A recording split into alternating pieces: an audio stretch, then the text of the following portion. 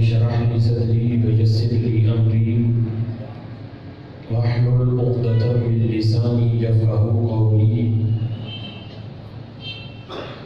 أحمدك اللهم يا مجيب كل سائل والصلاة والسلام على من هو أفضل الوسائل وعلى آله وأصحابه ذوي الفضائل أما بعد فأعوذ بالله من الشيطان الرجيم بسم الله الرحمن الرحيم قال الله تبارك وتعالى في القرآن المجيد والفرقان الحميد ولهن مثل الذي عليهن بالمعروف وللرجال عليهن درجة والله عزيز حكيم صدق الله العظيم قال الله تبارك وتعالى في شان حبيبه مخبرا وآمرا إن الله وملائكته يصلون على النبي يا أيها الذين آمنوا صلوا عليه وسلموا تسليما الصلاة والسلام عليك يا سيدي يا رسول الله وعلى آلك وأصحابك يا سيدي يا حبيب الله الصلاة والسلام عليك يا سيدي يا نبي الله وعلى آلك وأصحابك يا أول النبيين ويا آخر النبيين مولاي صل وسلم دائما أبدا على حبيبك خير الخلق كلهم هو الحبيب الذي ترجى شفاعته لكل حول من الأحوال مقتحم منزه عن شريك في محاسنه فجوهر الحسن فيه غير منقسم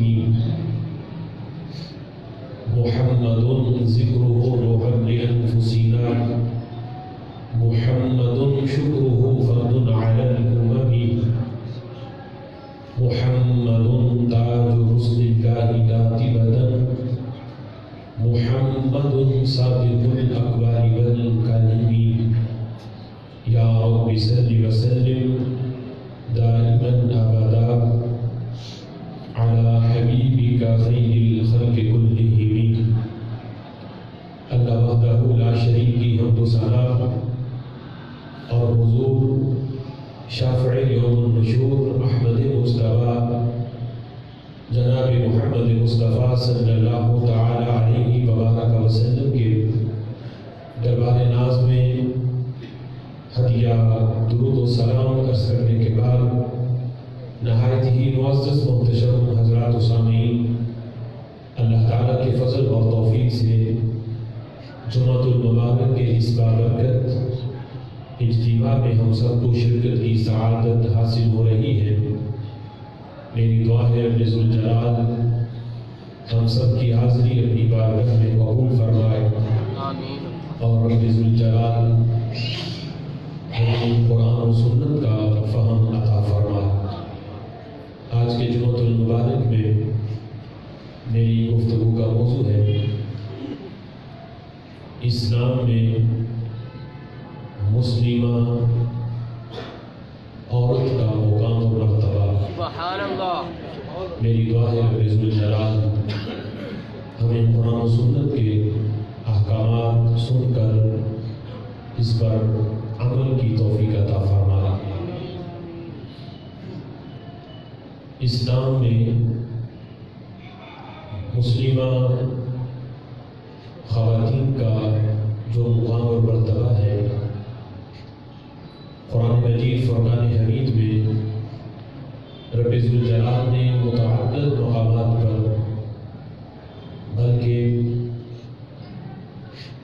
پوری ایک سورۃ النساء اسلام کی ایک پوری سورت قرآن مجید فرقان حمید میں موجود ہے، جس میں ہر لحاظ سے عورت کی عظمت کو اجاگر کیا گیا اور اس کا دین اسلام کے اندر جو مقام اور مرتبہ ہے اور اسلامی معاشرے کے اندر جو اس کی اہمیت ہے،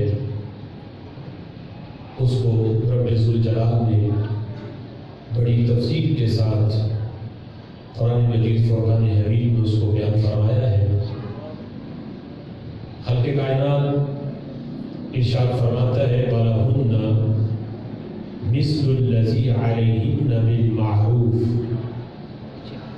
کہ معروف طریقے سے عورتوں کے بھی وہی حقوق ہیں جو مردوں کے حقوق ہیں۔ یہ نہیں کہ دین اسلام نے صرف مردوں کو تو حق دیا ہو اور معذاللہ عورتوں کے حقوق کو طرف کیا ہو یا عورتوں کے حقوق کو بیان نہ کیا ہو۔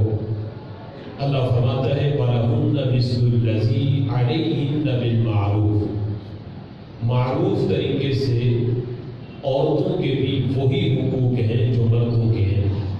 وَلِلرِّجَالِ عَلَيْهِنَّ دَرَجَةٌ، لیکن فرق یہ ہے کہ مردوں کو اللہ نے فضیلت کے لحاظ سے عورتوں پر عظمت دی ہے، مردوں کی فضیلت زیادہ ہے۔ الرجال قوامون علی النساء، کہ مرد جو ہیں وہ عورتوں پر قوی ہیں۔ اس لحاظ سے تو فرق ہے، لیکن حقوق کے لحاظ سے جتنے حق مرد کے ہیں معروف طریقے سے وہی حق اللہ نے اس امت کی خواتین کو بھی عطا فرمائے ہیں۔ سبحان اللہ۔ اس کائنات کے اندر جو بھی کسی کو مقام اور مرتبہ ملا، یہ ہمارے آقا صلی اللہ تعالیٰ علیہ وسلم کا صدقہ ہے۔ آج وہ لوگ جو عورت کے حقوق کی بات کرتے ہیں اور قرآن مجید فرقان حمید کو پس پشت ڈال کر جو بالکل قرآن کے اور نبی پاک علیہ السلام کے فرمان سے بالکل آگاہ نہیں ہے، وہ یہ بات کرتے ہوئے کہتے ہیں کہ مرد کو تو اسلام نے آزادی دی، اس کے تو حقوق بیان کیے، لیکن عورتوں کے حقوق نہیں۔ ہم آپ کو خواتین کو ہم حقوق دیتے ہیں، اسلام نے کون سے حقوق دیے ہیں؟ تو انہیں چاہیے کہ وہ اس قسم کی بات کرنے سے پہلے میرے آقا صلی اللہ تعالیٰ علیہ وسلم کی میلاد سے پہلے عرب معاشرے میں جو عورت کی حیثیت تھی اسے دیکھیں اور عرب معاشرے کی وہ صورتحال پڑھیں تو انہیں پتہ چلے کہ یہ ساری عزتیں جو آج عورت کو ملی ہیں یہ کسی اور کلچر نے نہیں، یہ دین اسلام نے عطا فرمائی ہے۔ سبحان اللہ۔ وہ زمانہ جاہلیت کہ جس میں عورت کو گلے کے اندر سنگل ڈال کر بازار میں اسے بیچا جاتا ہو اور اس کی بولیاں لگتی ہوں، جس معاشرے کے اندر اگر باپ فوت ہو جاتا تو باپ کی منبوہہ کو بھی وراثت سمجھا جاتا اور اس کے بیٹے یعنی باپ کے وصال کے بعد اپنی وراثت سمجھتے باپ کی منبوہہ کو اور اس کے ساتھ وہی تعلقات قائم کرتے جو بندہ اپنی بیوی کے ساتھ بناتا۔ اس قسم کے معاملات اس معاشرے کے اندر رہے، لیکن یہ دین اسلام ہے کہ جس میں ہر لحاظ سے عورت کی عظمت کو میرے محبوب علیہ السلام نے بیان کیا۔ اگر عورت ماں ہے تو میرے محبوب نے فرمایا کہ اولاد کی جنت ماں کے قدموں کے نیچے آباد ہے۔ سبحان اللہ۔ بیٹی ہے تو بیٹی کے بارے میں میرے محبوب نے عملی طور پر یہ محبت کر کے فرمایا فاطمہ تو بضعۃ منی، کہ فاطمہ میرے جگر کا ٹکڑا ہے۔ سبحان اللہ۔ جس معاشرے کے اندر بہن کو بھائی زندہ تربور کرتا اور باپ اس عورت بیٹی کی ولادت کو اپنی ذلت سمجھتا، اور اپنے ہاتھوں سے اسے زندہ زمین میں دفن کرتا. میرے محبوب علیہ الصلوۃ والسلام نے اس معاشرے کے اندر یہ فرمایا کہ جس کی 3 بیٹیاں ہوں اور وہ اچھے طریقے سے ان کی پرورش کر کے پھر ان کا نکاح کرے تو میرے آقا فرماتے ہیں کل جنت کے اندر میں اور وہ بندہ یوں ملے ہوں گے جس طرح میری انگلیاں ملی ہوئی ہیں. سبحان اللہ سبحان اللہ. اب دیکھو سامنے لوگ وہ بیٹھے ہیں کہ جن کے ہاں ایک عورت کی حیثیت یہ تھی, بیٹی کی حیثیت یہ تھی کہ جس کے ہاں بیٹی پیدا ہو جاتی صفے ماتم بچ جاتی اور وہ اس کو اپنے ہاتھوں سے دفن کرتا. اب بیٹی کے ساتھ محبت کا جذبہ یہ ہے کہ جب میرے محبوب نے فرمایا جس کی 3 بیٹیاں ہوں اس کی پرورش کرے اور اچھے طریقے سے ان کا نکاح کرے تو اس پہ یہ فضیلت جب بیان کی. اب جن کی 3 نہیں ہیں تو وہ بھی تمنا کرتے ہیں کاش ہماری 3 بیٹیاں ہوتی. سبحان اللہ. جو ایک بیٹی کی پیدائش کو بھی گوارا نہ کریں. اب وہ معاشرہ یہ تمنا کرتا ہے کہ اللہ ہمیں بھی 3 دیتا تو یہ فضیلت ہمیں بھی ملتی.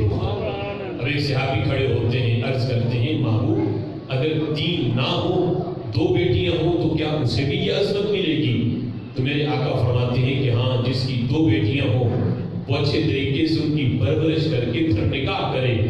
فرمایا میں اور وہ بندہ جنت میں یوں ملے ہوں گے جس طرح یہ میری انگلیاں ملی ہوئی ہیں. مزید ایک صحابی کھڑے ہوتے ہیں, عرض کرتے ہیں محبوب جس کو اللہ نے بیٹی دی ہی ایک ہو, جس کی ہو ہی ایک, تو محبوب کیا اسے بھی عصمت ملے گی؟ میرے آقا کا دریا رحمت جوش میں ہے. میرے آقا فرماتے ہیں ہاں جس کی ایک بیٹی ہو اللہ اسے بھی یہی عظمت عطا فرما دے. دیکھو وہ معاشرہ جس میں بیٹی کی پیدائش کو ذلت سمجھا جائے, میرے محبوب کی یہ تعلیمات کا اثر ہے اور یہ اسلام کی چاشنی ہے کہ وہ عرب معاشرہ اب بیٹیوں کی پیدائش کو ذلت نہیں سمجھتا بلکہ اس پہ بھی اپنا فخر محسوس کرتا ہے کہ رب ذوالجلال نے ہمیں اپنی رحمت سے نوازا ہے اور ہمیں یہ بیٹیاں دی ہیں تو ان کی پرورش کو بھی اپنے لیے وہ باعث سعادت سمجھتا ہے.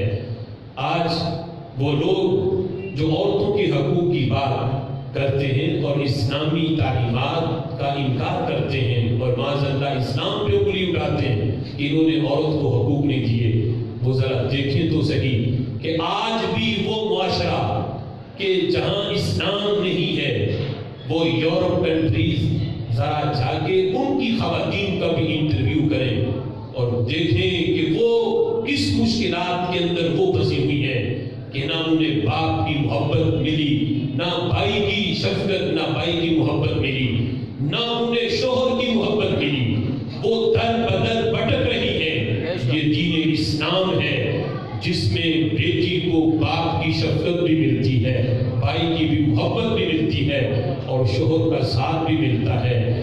ایسی محفوظ زندگی کسی عورت کی کسی اور کلچر میں نہیں ہے جو دین اسلام نے ایک عورت کو عطا فرمائی ہے. سبحان اللہ.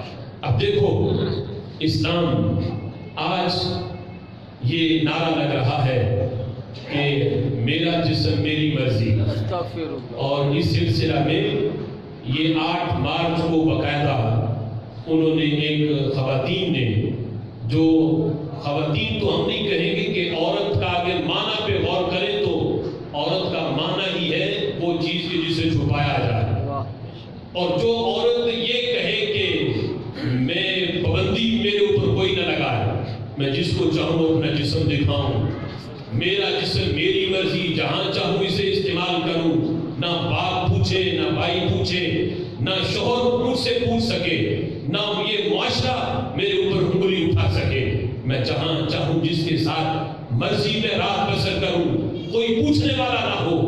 تو یہ کسی عورت کی بات نہیں ہو سکتی, مسلم عورت کی بات نہیں کر سکتی. یہ وہی عورتیں یہ جملہ اپنی زبان سے نکال رہی ہیں جنہوں نے پہلے بھی اپنے جسموں پہ مرضی اپنی چلائی ہے. اگر اپنے جسموں پہ مرضی اسلام کی چلائی ہوتی تو آج ان کی زبان سے یہ جملے نہ نکلتے. کبھی بھی ایک حیا والی عورت یہ جملہ اپنی زبان سے نکال ہی نہیں سکتی کہ میرا جسم میری مرضی. جب کلمہ اسلام کا پڑھ لیا اب مرضی اپنی نہیں چلے گی، اب مرضی اسلام کی چلے گی۔ جب کلمہ پڑھا ہے محمد عربی صلی اللہ علیہ وسلم کا، اب مرضی اپنی نہیں چلنی، اب مرضی میرے نبی کے فرمان کی چلنی ہے، اب مرضی قرآن کی چلنی ہے۔ لہذا وہ یہ نعرہ، یہ اسلامی تعلیمات، یہ کوئی عورتوں کے حقوق کی بات نہیں ہے۔ اگر عورتوں کے حقوق کی بات ہوتی تو نعرے کوئی اور ہوتے۔ یہ ان نعروں میں چھپی ایک بے غیرتی، فحاشی، عریانی اور بدکاری کو پھیلانے کی ایک ناکام سازش ہے، جو انشاءاللہ ہم ملک پاکستان کے اندر یہ بدکاری چلنے نہیں دیں گے۔ قرآن مجید فرقان حمید میں رب ذوالجلال نے بڑی تفصیل کے ساتھ خواتین کے جو حقوق ہیں ان کو بیان کیا۔ ہمیں کسی اور معاشرے کی طرف دیکھنے کی ضرورت ہی نہیں۔ جس وقت خلق کائنات جل جلالہ نے قرآن کے اندر یہ آیت کریمہ نازل کی، اللہ فرماتا ہے کہ جب اسلام کی جو بیٹی ہے، جب اس نے کلمہ پڑھ لیا، اب کس طرح کس لحاظ سے اس پہ پابندی عائد ہوتی ہے۔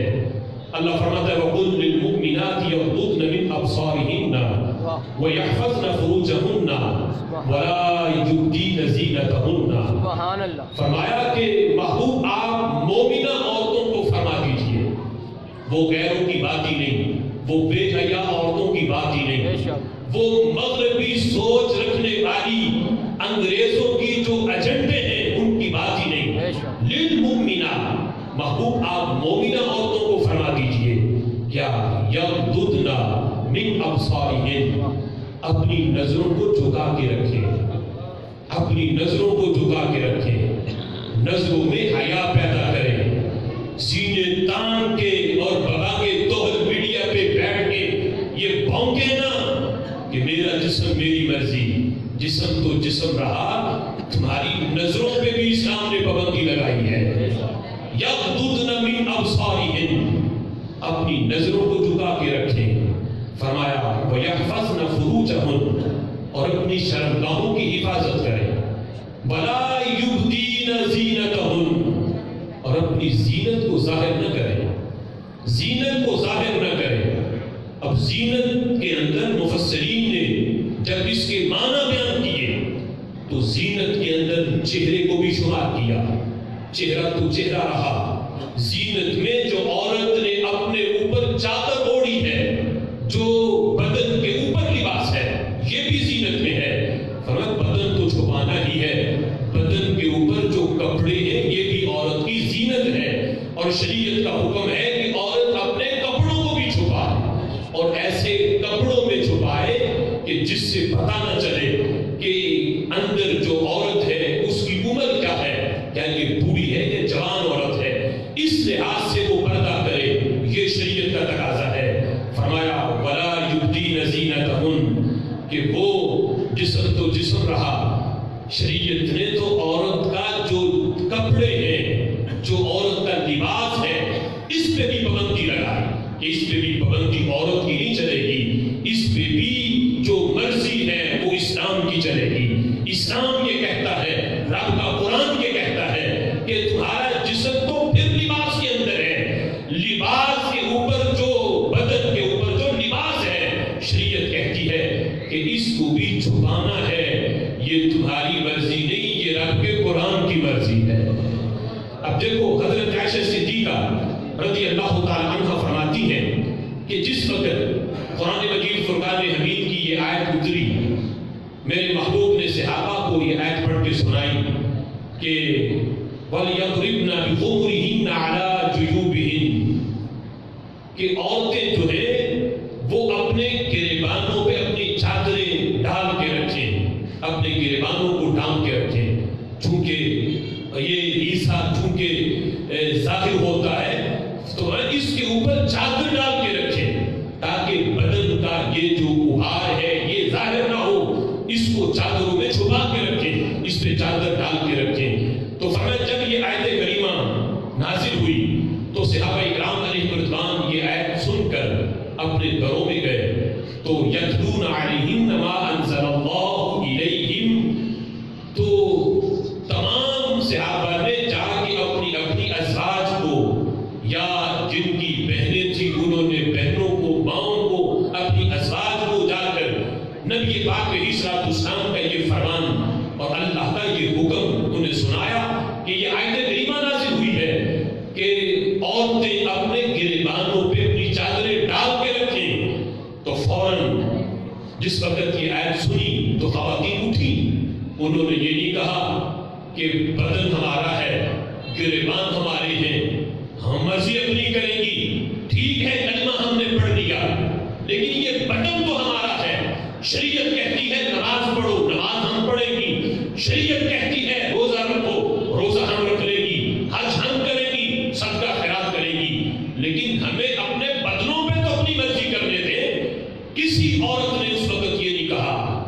حضرت عائشہ صدیقہ کہتی ہیں جب رب کا یہ فرمان آیا ہے فوراً عورتیں اٹھیں، انہوں نے پردے کا اس انداز میں اہتمام کیا کہ پھر جب بھی کوئی عورت ضرورت کے پیش نظر جب گھر سے باہر نکلتی تو اس طرح پردے کا اہتمام ہوتا کہ پتہ نہ چلتا کہ پردے میں کون سی عورت جا رہی ہے. اس انداز میں خواتین نے پردے کا اہتمام کیا اور کسی نے اس وقت یہ نعرہ بلند نہیں کیا. اسلامی اسٹیٹ اور اسلامی ریاست مدینہ شریف کے اندر جو ایک اسلامی نظریات کی بنیاد پر جو ملک بنا تھا، وہاں انہوں نے خواتین نے بھی یہ سمجھا کہ یہ دین صرف عبادات کا دین نہیں، یہ ہمارے نظام کا بھی دین ہے، یہ ہمارے معاشی جو نظام ہے اس کا بھی دین ہے، معاملات کا بھی دین ہے. یہ صرف ہمیں عبادات ہی نہیں سکھاتا، یہ دین ہمیں معاملات بھی سکھاتا ہے. یہ دین ہمیں دنیا کے اندر رہنے کا طریقہ بھی سکھاتا ہے کہ کس طرح رہنا ہے. اس میں بھی ہم نے اپنی مرضی نہیں کرنی، ہم نے قدم بھی اٹھانا ہے تو اللہ اور اس کے رسول کے حکم کے مطابق اٹھانا ہے. اب دیکھو آج جو لوگ عورتیں یہ کہیں کہ ہم اپنے جسموں پہ اپنی مرضی کریں گی، تو یہ مسلم خواتین کو سوچنا چاہیے کہ جسم تو جسم رہا، جسم سے آنے والی جو خوشبو ہے اس دین نے اس خوشبو پر بھی پابندی لگا. اس پہ بھی عورت تیری مرضی نہیں چلے گی. جو مسلم خواتین ہیں وہ اس خوشبو پر بھی اپنی مرضی نہیں چلا سکتی. خوشبو پر بھی مرضی اسلام کی چلے گی. میرے محبوب علیہ الصلوۃ والسلام کا یہ فرمان جسے حضرت ابو موسیٰ اشعری رضی اللہ تعالیٰ کو روایت کرتے ہیں، میرے آقا نے فرمایا کل عین زانیہ، فرمایا ہر آنکھ زنا کرتی ہے. ہر وہ آنکھ جو بد نگاہی کرے، جہاں رب نے دیکھنا منع کیا وہاں بغیر ضرورت کے، بغیر حاجت کے، لذت کے پیش نظر وہاں یہ آنکھ دیکھے گی. تو فرمایا یہ نہ سمجھو کہ زنا ایک وہ مخصوص عمل کو کہا جاتا ہے، نہیں، ہر عضو زنا کرتا ہے. ہاتھ بھی زنا کرتے ہیں، کان بھی زنا کرتے ہیں، پاؤں بھی زنا کرتے ہیں، آنکھیں بھی بدکاری کرتی ہیں. جب پوچھا گیا محبوب ہاتھوں کا زنا کیا ہے، آنکھوں کا کیا ہے، پاؤں کا زنا کیا ہے، میرے آقا فرماتے ہاتھوں کا زنا پکڑنا ہے، کسی غیر محرم کو ہاتھ لگانا، یہ ہاتھوں کا زنا ہے. بدکاری کی طرف چل کے جانا یہ پاؤں کا زنا ہے. اور کانوں سے بدکاری اور ایسی لغو اور فضول باتیں کہ جن کا سننا اللہ نے حرام کیا، کانوں پہ پابندی لگائی ہے. اب کان ان حرام جگہوں پہ کوئی استعمال کرے گا، غیر محرم کی آواز کو سنے گا، تو فرمایا یہ کانوں کا زنا ہے. اور آنکھوں کا زنا یہ ہے کہ غیر محرم کو دیکھنا. اگر آنکھوں سے بد نگاہی ہوگی تو یہ آنکھوں کی بدکاری ہے. فرمایا والمرأة اذا استعطرت فمرت بالمجلس فهي قضاء وقضاء یعنی زانیۃ. میرے آقا فرماتے ہیں وہ عورت جس نے خوشبو لگائی، اذا استعطرت خوشبو لگائی اس نے اپنے بدن پہ اور خوشبو لگا کر فمرت بالمجلس وہ گزری کسی مجلس مجلس پر جہاں مرد بیٹھے تھے غیر محرم تھے، کسی مجلس میں گئی، وہاں سے گزری، بازار گئی، یا خوشبو لگا کے کسی محفل میں کیوں نہ گئی، جس رستے سے گزری ہے وہاں غیر محرم تھے، ان تک اس عورت کی خوشبو پہنچی، تو فرمایا وہ یہ نہ کہے اگرچہ بدن ڈھانپا ہوا ہے، اگرچہ پردے کا پورا اہتمام کیا ہے، جسم پر تو اس نے شریعت کی مرضی کے مطابق ڈھانپا، اپنی مرضی نہیں کی، لیکن اس نے خوشبو کو کھلا چھوڑا، اس پہ اسلام کی پابندی عائد نہیں کی، اس پر شریعت کی پابندی خوشبو پہ نہیں لگائی۔ شریعت کہتی ہے عورت وہ خوشبو لگائے کہ جس کی سمیل نہ ہو، رنگ ہو، عورت کو ویسی خوشبو کی اجازت ہے، اور مرد وہ لگائے جس کا رنگ نہ ہو، محض اس کی بو ہو، خوشبو ہو، وہ لگائے، سمیل ہو اس کی، رنگ نہ ہو۔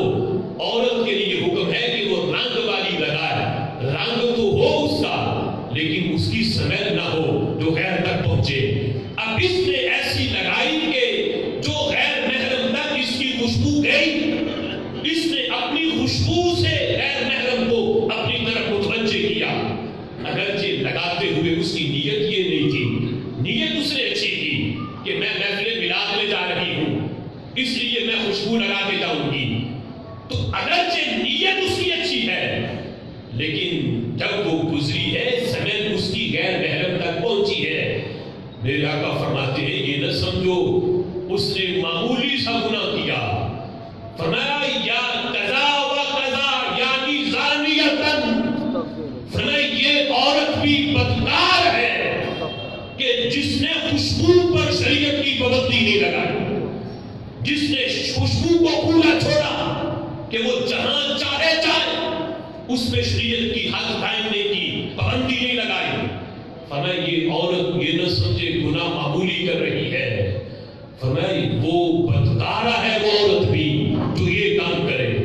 اب ذرا سوچو، اگرچہ پردہ اس نے کیا ہے، پردے کا پورا اہتمام ہے، ایک معمولی سا سبب ہے فتنے کا، خوشبو والا، جب وہ اتنا بڑا گناہ ہے تو جو عورت پردے کا اہتمام ہی نہ کرے، وہ پورا اپنے چہرے کو سوار کر، پھر کھلا چھوڑ کر، پھر دوپٹہ گلے میں ڈال کر وہ سرے عام بازار میں گھومے اور غیر محرم کے سامنے بلا جھجک جائے، تو ذرا سوچو وہ کتنے بڑے فتنے کو ہوا دے رہی ہے، وہ کتنے بڑے گناہ کی مرتکبہ بن رہی ہے۔ اسلام نے تو پابندی لگائی کہ عورت کسی غیر محرم کے ساتھ ہاتھ نہ ملائے۔ آج وہ غیروں کی رسم جو ہمارے معاشرے کے اندر بھی ایک رسم بن چکی، وہ غیروں کا طور طریقہ جو غیر عورت کو ہاتھ ملانا تو دور کی بات، گلے لگانے کو بھی بے حیائی نہیں سمجھتے، اسے بھی اپنا کلچر سمجھتے ہیں۔ آج وہی صورتحال ہمارے معاشرے کے اندر بھی ایک فیشن بن گئی کہ ہم نے جہاں جانا ہے پتہ ہی نہیں اس کے ساتھ رشتہ کون سا ہے، ہاتھ آگے کر دیتے ہیں، خواتین کو بھی حیا نہیں، وہ بھی آگے ہاتھ کر دیتی ہیں، پتہ ہی نہیں اس کے ساتھ رشتہ کیا ہے، یہ محرم ہے یا غیر محرم ہے۔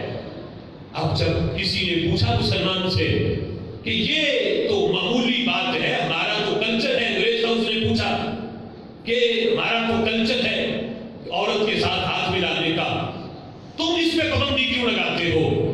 تو مسلمان نے کہا یہ بتاؤ جو تمہاری ملکہ ہے وہ کسی ایرا گیرا بندے سے ہاتھ ملائے گی؟ اس نے کہا نہیں، وہ تو ملکہ ہے، وہ ایرا گیرا سے ہاتھ کیسے ملا سکتی ہے؟ تو مسلمان نے کہا سنو، مسلمان کی ہر بیٹی یہ ملکہ ہے، اسلام کی ہر بیٹی ملکہ ہے، پھر یہ ایرا گیرا سے ہاتھ کیوں ملا ہے؟ اسلام نے پابندی لگائی، تم اپنی ملکہ کو ملکہ سمجھو، وہ مسلمان کی اسلام کی بیٹی کے چوٹی کے برابر بھی نہیں، جتنی عزت اور جتنی عظمت رب ذوالجلال نے ایک اسلام کی بیٹی کو عطا فرمائی ہے، اور تم ملکہ کے ساتھ ہاتھ ملانے کو اس کی توہین سمجھتے ہو، تو اسلام کی ہر بیٹی کو ہم ملکہ سمجھتے ہیں، تو لہذا جس وقت فرمایا کہ وہ خوشبو لگا کے اگر نکلتی ہے تو میرے محبوب فرماتے ہیں قضا و قضا یعنی زانیہ، اتنے بڑے گناہ کا وہ ارتکاب کر رہی ہے، جسم کو جسم رہا۔ اسلام تو عورت کے بدن سے آنے والی خوشبو پر بھی پابندی لگاتا ہے۔ میرے محبوب علیہ الصلوۃ والسلام نے فرمایا المرأۃ عورہ، فرمایا عورت جو ہے یہ مرأۃ عورہ، عورت عورت ہے۔ یہاں لفظ عورت جو ہے اس کا معنی یہ ہے المرأۃ عورت، عورتن یہ چھپی ہوئی چیز کا نام عورت ہے۔ عورت کہتے ہی اسے ہے جو اپنے آپ کو چھپا کے رکھے۔ اگر عورت ببانگے توحج سینہ تان کے سامنے آ جائے اور کہے کہ مجھے بھی مردوں کے شانہ بشانہ کھڑا کرو، تو پھر وہ عورت عورت نہیں رہتی۔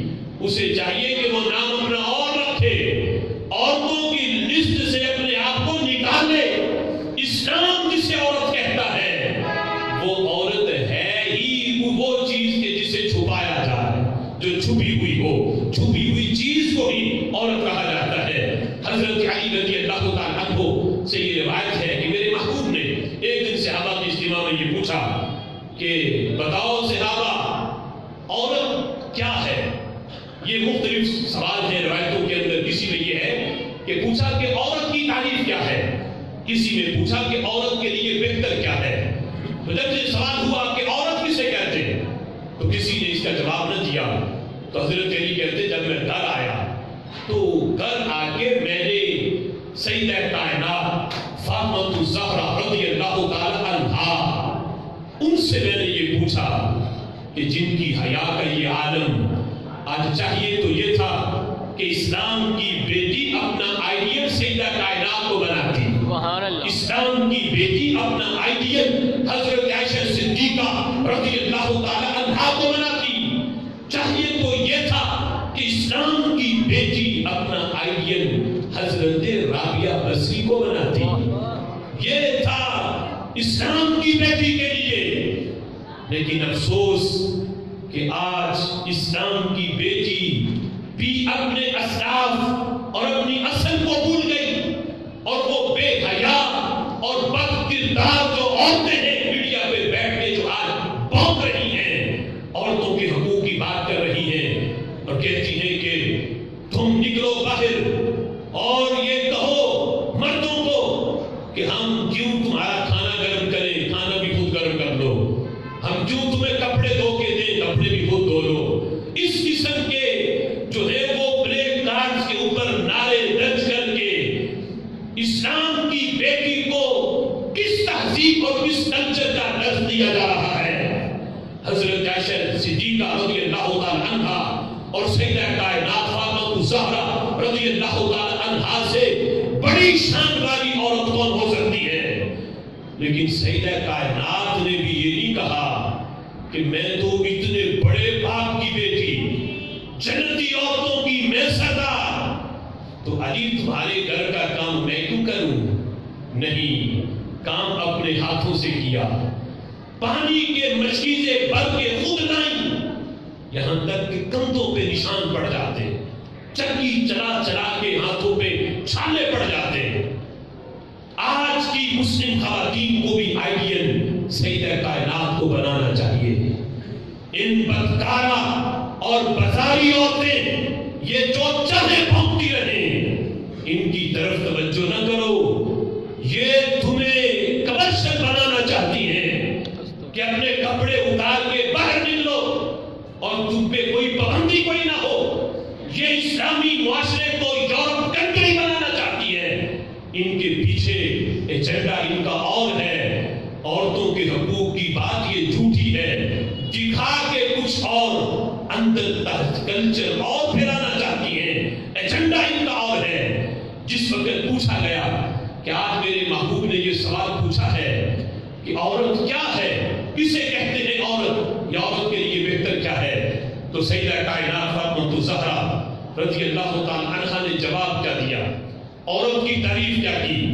آپ فرمانے لگی عورت اسے کہتے ہیں کہ جس کے بدن پہ کبھی بھی غیر محرم کی نظر نہ پڑے۔ سبحان اللہ۔ جس کے بہ کر بھی کبھی بھی غیر محرم کی نظر نہ پڑے اور نہ اس کی نظر کسی غیر محرم پہ پڑے، نہ اس کی نظر کسی غیر محرم پہ پڑے، نہ اس کے بیٹر پہ کسی غیر کی نظر پڑے، تو یہ عورت ہے۔ آج ذرا سوچو کہ وہ سیدہ کائنات فاطمہ الزہرا رضی اللہ تعالی عنہا کہ جن کی طہارت اور جن کی پاک دامنی کی گواہیاں رب کا قرآن دے، انہوں نے عورت کی تعریف کیا کی ہے، اور آج دوپٹے گلوں میں ڈال کر اور بے حیا اور بدکارہ اور بازاری عورتیں میڈیا چینل پہ بیٹھ کے اور کچھ انگریز کے پالتو کتے ان کی حمایت میں بولیں، عامر لیاقت جیسے۔ ہم لعنت بھیجتے ہیں اس اینکر پر بھی کہ جو عامر لیاقت جیسے کتوں کو مذہبی سکالر کے نام کے طور پہ پیش کریں۔ یہ ہمارا کوئی مذہبی سکالر نہیں، اس کا کوئی دین سے تعلق نہیں، یہ انگریزوں کا پالتو کتا ہے، ایجنٹ ہے انگریزوں کا۔ اگر اسلامی لحاظ سے کسی سے مشورہ لینا ہے کہ اسلام اس بارے میں کیا کہتا ہے، تو ہمارے بڑے علماء موجود ہیں، ان کو لوڈ لائن پہ تو پھر وہ تمہیں بتائیں کہ اسلام اس بارے میں کیا کہتا ہے۔ جنہوں نے پہلے ہی اس جیسے کتے خرید کے رکھے ہوں ان کو اسلامی مذہبی سکالر کے نام پہ پیش نہ کرو۔ ہم لعنت بھیجتے ہیں اس اینکر کی سوچ پہ جو عامر لیاقت کے نام کے ساتھ مذہبی سکالر کا نام لگا، وہ بھی لعنتی ہے۔ اور اس طرح کی بدکارہ عورتوں کا ساتھ دینے والا جو آج ان کی ہاں میں ہاں ملا رہا ہے، وہ بھی لعنتی ہے۔ ہم اس کی سوچ پر لعنت بھیجتے ہیں۔ یہ ہرگز اسلامی سوچ نہیں، یہ یہود و نصارہ کی پیدا کی ہوئی سوچ ہے۔ اب دیکھو آج کس طرح یہ نعرے لگا کر اسلامی تعلیمات کی دھجیاں اڑائی جا رہی ہیں، اور ہمارا مطالبہ ہے حکومت پاکستان سے بھی، جنہوں نے نعرہ تو بڑا اچھا لگایا ریاست مدینہ کا، تو ہم پوچھتے ہیں کہ آج کیا وجہ ہے کہ وہ عورت آج ٹی وی چینل پہ بیٹھ کے سر عام قرآن کے خلاف بات کر رہی ہے، حدیث کے خلاف بات کر رہی ہے، اور پاکستان کے آئین کی دھجیاں اڑا رہی ہے۔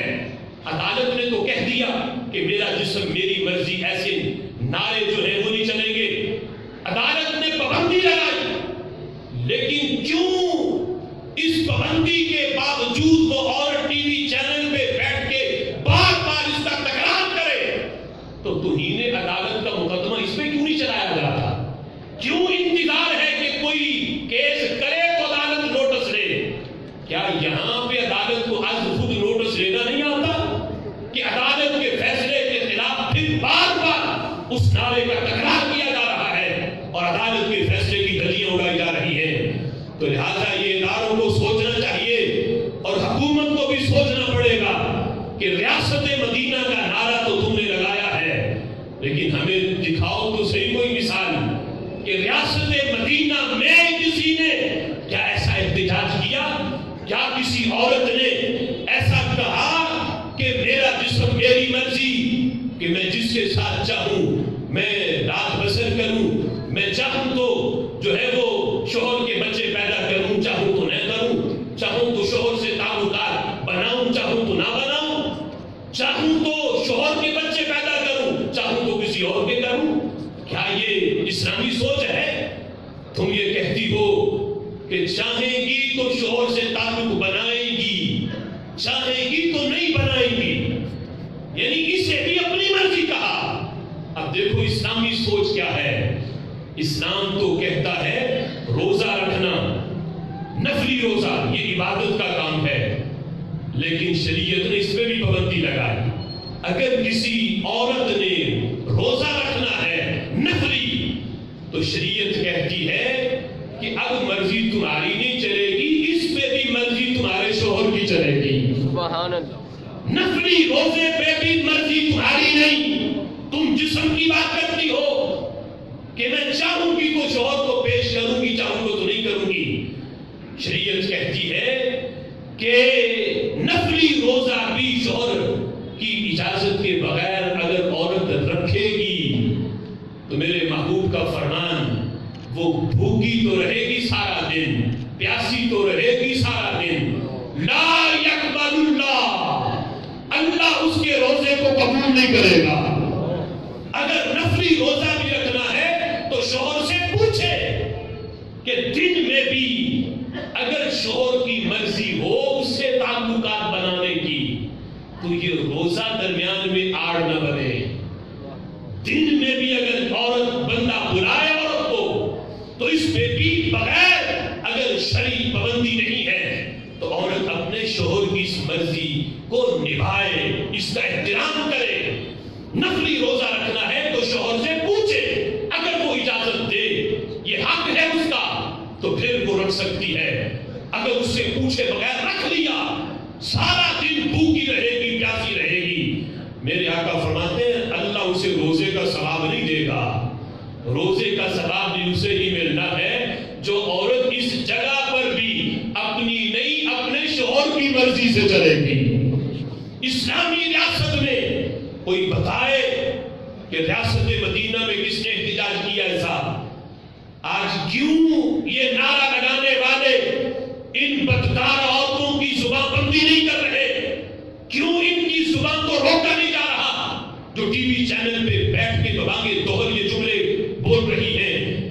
آؤ ہم تمہیں دکھائیں، مدینہ شریف کے اندر بھی میرے محبوب کی ظاہری حیات میں مسلم خواتین نے ایک احتجاج کیا تھا، لیکن وہ احتجاج یہ نہیں تھا جو آج کی عورت کر رہی ہے کہ جس طرح مرد چاہتے ہیں باہر ہمیں بھی اس طرح باہر نکلنے دیا جا، جو کام مرد کرتے ہیں ہمیں کیوں روکا جاتا ہے، ہمیں باہر نکالا جا، ہمیں ان کے شانہ بشانہ چلنا ہے۔ آج یہ احتجاج ہے۔ مسلم خواتین کا احتجاج کیا تھا؟ انہوں نے یہ نہیں کہا کہ ہمیں بھی باہر نکالنے، ہمیں پردے میں کیوں رکھا گیا۔ عورتیں اکٹھی ہو کے آگئی میرے محبوب کی بارگاہ میں، احتجاج انہوں نے کیا کیا؟ کہنے لگی محبوب نمازیں مرد بھی پڑھتے ہم بھی پڑھتی ہیں، روزے وہ بھی رکھتے ہیں ہم بھی رکھتی ہیں، حج وہ بھی کرتے ہیں ہم بھی کرتی ہیں، صدقہ خیرات وہ بھی کرتی ہیں ہم بھی کرتی ہیں، یہ سارے عمل نیکیوں والے جو مرد کرتے ہیں وہ ہم بھی کرتی ہیں، لیکن محبوب ایک عمل ایسا ہے جو مرد تو کرتے ہیں لیکن ہمیں حکم یہ ہے کہ ہم اپنے گھروں میں رہیں۔ تو محبوب مرد جب کل قیامت کا دن ہوگا اس عمل کی وجہ سے وہ آگے نکل جائیں گے اور ہمیں حکم یہ ہے کہ ہم وہ کام نہ کریں، تو محبوب ہم تو پھر پیچھے رہ گئی۔ ہمیں بھی عمل میں درجہ مردوں والا چاہیے کہ جو نیکی کا کام مرد کر سکتے ہیں ہمیں حکم یہ ہے کہ ہم نہ کریں۔ میرے محبوب نے پوچھا وہ کون سا کام؟ تو صحابیات عرض کرتی ہیں محبوب وہ کام ہے جہاد والا، جہاد والی نیکی مرد تو کرتے ہیں، ہمیں حکم یہ ہے کہ ہم گھروں میں رہیں اور پیچھے گھروں کی حفاظت کریں۔ تو محبوب کل قیامت کے دن مرد اس وجہ سے آگے نکل گئے، ہم پیچھے رہ گئی۔ تو محبوب ہمیں بھی تو ہم یہ نہیں کہتی ہمیں بھی باہر نکال لو، ہمیں بھی باہر نکال لو، ہم یہ احتجاج نہیں کرتی، لیکن محبوب ہمیں بھی کوئی عمل بتاؤ نا کہ وہ عمل اس کے مقابلے میں ہم کریں تو ہمیں یہ جہاد والی نیکی ملے۔ تو میرے محبوب علیہ الصلوۃ والسلام نے کیا فرمایا؟ میرے آقا کا فرمان ہے، فرمایا محصنۃ احداکن فی بیتہا تدرک عمل المجاہدین فی سبیل اللہ۔ سبحان اللہ۔ اسلام کی بیٹی، فرمایا اے میری امت کی خواتین، اے صحابیات، گھبراؤ نہ، میرے کہنے پہ گھر بیٹھی رہو۔ اسلام کی بیٹی میرے کہنے پہ اپنے گھر میں رہے اور مرد جہاد میں جائیں۔ وہ صرف اس وجہ سے گھر میں قید ہے کہ اسلام نے پابندی لگائی ہے، شریعت نے پابندی لگائی ہے۔ میرے آقا فرماتے ہیں وہ یہ نہ سمجھے کہ گھر میں رہ کے اسے عمل اور فائدہ کوئی نہیں ہوا، فرمایا تدرک عمل المجاہدین فی سبیل اللہ، اللہ گھر بیٹھے ہر دن اسے اپنے رستے میں جہاد والی نیکی عطا فرما دے گا۔ نعرہ تکبیر، نعرہ رسالت، نعرہ تحقیق، نعرہ حیدری۔ گھر بیٹھے جہاد والی نیکی، مرد جہاد میں جائے پھر ثواب ہے۔ یہ اس اسلام کی بیٹی کی عزت ہے، عظمت ہے کہ یہ گھر بیٹھے ہر روز اس وجہ سے گھر سے نہ نکلے کہ میرے قرآن نے پابندی لگائی، میرے نبی نے پابندی لگائی، میرے دین نے پابندی لگائی، میں نے اس پابندی کو نبھانا ہے۔ تو میرے آقا فرماتے ہیں ہر روز اللہ اس عورت کے کھاتے میں جہاد والی نیکی درج فرما دیتا ہے۔ لہذا آج ہم اس جمعے کے اجتماع میں اس ہونے والے احتجاج کی جو 8 مارچ کو جس کا اعلان کیا گیا، ہم اس کی پرزور مذمت کرتے ہیں۔ سارے کہو کیا آپ مذمت کرتے ہیں؟ ہم کبھی بھی کسی قیمت پہ اپنے اس پیارے ملک پاکستان کے اندر ایسی فحاشی الیانی اور ایسے بدکردار مارچ کو کسی قیمت پہ ہم ایسی سوچ کو قبول نہیں کر سکتے، اس لیے کہ یہ ملک یہ کسی کی ذاتی جاگیر نہیں، یہ ملک کلمے کی بنیاد پہ بننے والا ملک ہے۔ اس پہ قانون وہی چلے گا جو میرے رب کا قانون ہے، میرے نبی کا فرمان ہے۔ سارے مل کے کہو اور میرے ساتھ ان نعروں کا جواب دے کے، تاکہ پتہ چلے کہ ہم اس 8 مارچ کو ہونے والے جو مارچ ہے ہم اس کی مذمت کر رہے ہیں۔ پاکستان کا مطلب کیا؟ پاکستان کا مطلب